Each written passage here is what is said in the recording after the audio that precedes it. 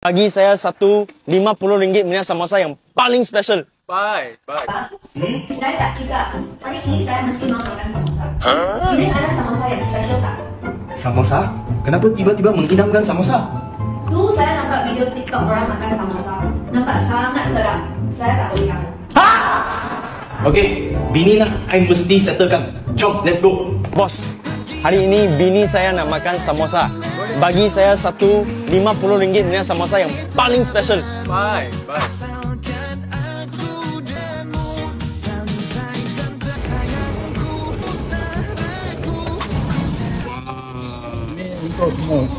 Okey, Thank you, Uncle. terima kasih. Thank you. Wah, sayang. Banyak sangat lah samosa ini. Saya ingat lah, kami ambil pergi share bagi tim kami, okey? Dia orang pasti suka sama samosa ini. Sharing is caring kan? Nanti saya nak try dulu.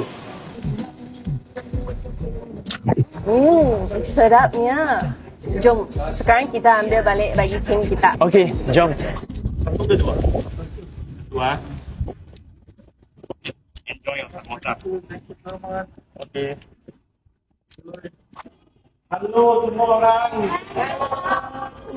Ini saya nampak itu samosa yang sangat special, sangat cun, sangat sedap. Saya bungkus bagi semua orang makan. Mari kami try tengok. No you makan kotor macam ni.